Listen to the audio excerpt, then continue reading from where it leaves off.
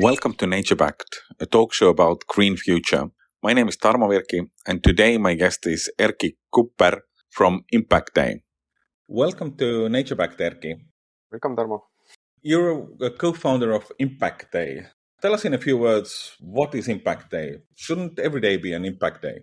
Oh, absolutely. Every day should be an Impact Day. And what our Impact Day does is that we make sustainability sexy through a festival that brings together everybody who are interested in B2B, let's say, partnerships and connections, and just to become smarter relating sustainability. Making sustainability sexy. That sounds like a great mission. How is it going? Well, with every year, it's getting better. Or I would say that our backstory is that we watched that Estonia is very, let's say, sexy in like startup wise, or like we're called startup nation, right?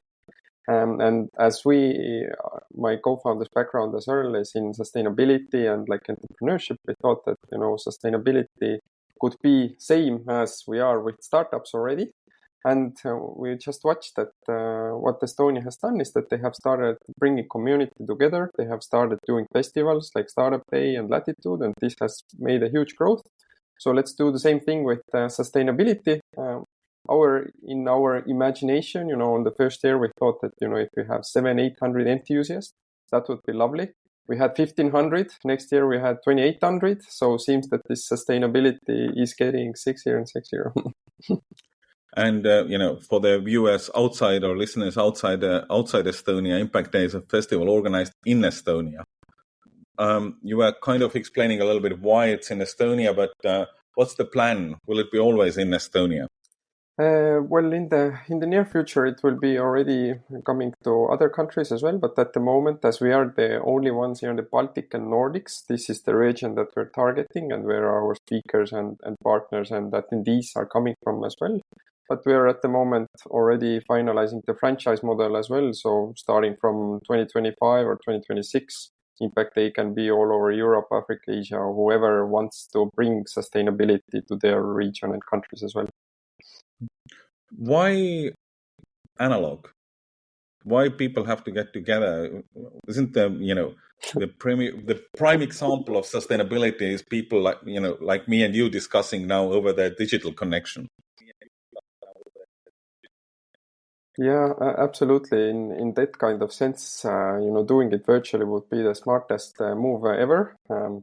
Unfortunately, we as humans, we're not there yet that we would like to get off from the grid or off from this kind of emotional and social like connection.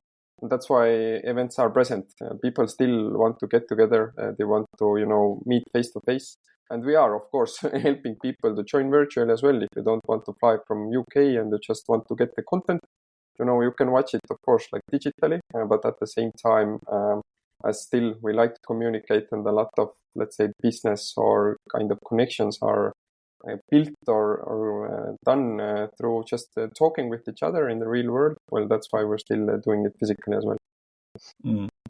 The next event is in October already, right? Yes, absolutely. From 10 to 12th of October. What's the focus? Well, as the topic and our attendees amount have grown from year to year as well. On the first year, we started, asking that is sustainability a thing or not? So this year, the main theme is less is more. So we're looking together with everybody ways how our like footprint or our impact in the sense of overusing the resources can be smaller. And that's what all the speakers and different partners who are coming on stage will be talking about. Mm. Less is more. So festival is smaller, shorter. No? Festival is actually 3 days this time, and there will be more attendees. Yet what will be less is that the companies who are talking, about their footprint, they will be sharing, what they can do, so they would be closer to being carbon neutralized. That their footprints wouldn't be like raising every year. As like, for example, one example is that packaging is something that has been talked a lot and something where companies are making effort. Yet when we watched worldwide statistics, still the consumption is actually getting higher.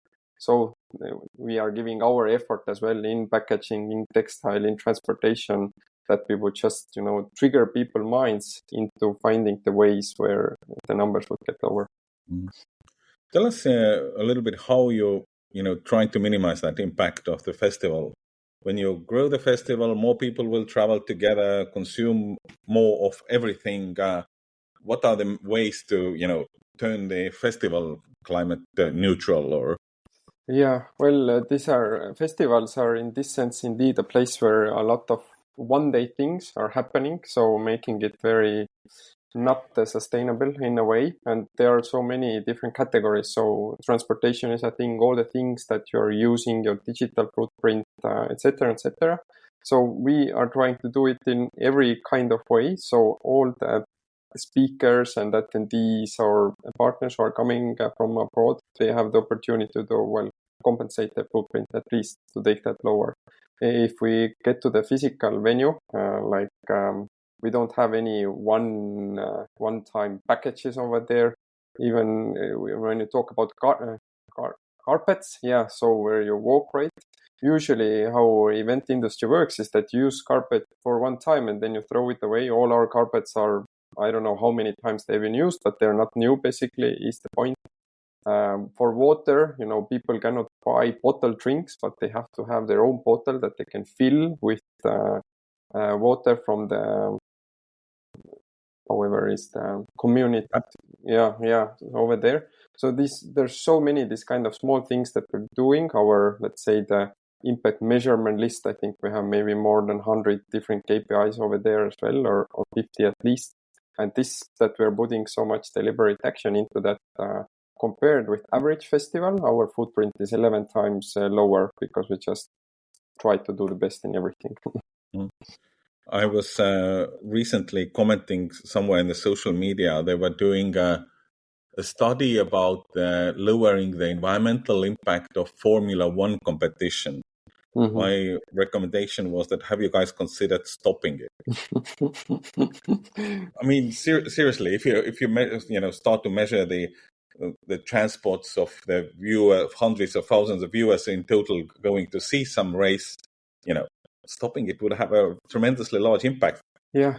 Well, absolutely. I think even with the VRCs, they're going into hybrid cars or electric cars in the future as well. So these kind of changes are happening everywhere.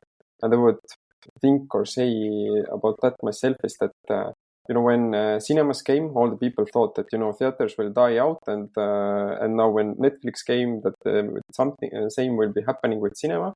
And I think with every kind of solution in sustainability field as well, the point isn't that other things have to die out, but it's more of being more optimal in the sense that some things go very massive that have to be very optimized. So maybe Formula as well wouldn't be anymore so with the so big footprint, but there is always might be a spot, of course, for that as well, and we don't have to cancel everything.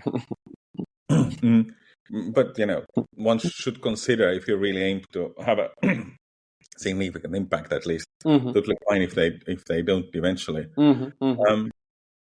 When you invite friends to the event in October, what are your key messages? Oh, they are simple, and every year they are the same. All of us don't want to feel alone. We have had so many talks with different company CEOs as well, who have just on the first year came down from one energy company CEO from the stage, and he said that 5 years I've been alone talking with the topic and thought that I'm the wolf in somewhere just screaming about it. But now I see that there's so many people around me, and I feel that I'm not alone. So that's one very easy this kind of value proposition. That in sustainability field there isn't a big event in Latvia. There isn't too big event in Lithuania, in Finland, in Sweden, not even in Norway. In Poland is the closest. So if you are in those 5-6 countries, just come and visit, and you will see the similar people who are dealing with the topics. And of course, out from that, you will find business opportunities. You will just find somebody to talk with or have a great chat and reflect your ideas.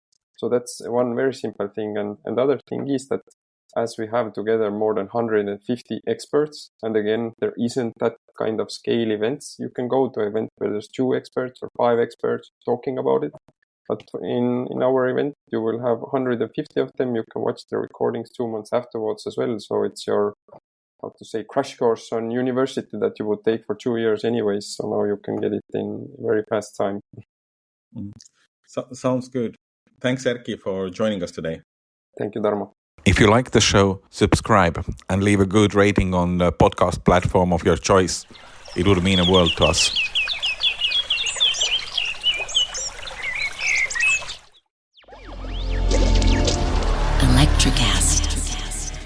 Welcome to the Candle Power Hour. Come with us backstage behind the scenes of show business spanning over 4 decades and bringing you the experiences that can only be told by the people who were there. Our guests are from the A-list, the F-list, and everyone in between. Get set for some of the most insane, hilarious, and inspiring stories you will ever hear. I'm Mercury. And I'm Diego. Your host for the Candle Power Hour. Hey guys, it's Miriam Love here, and I want to share something very special with you. Check out my new release, All In, the Spanish remixes, out now on Electric House Records. And always remember, be love, share love, all love. Available now wherever you listen to music.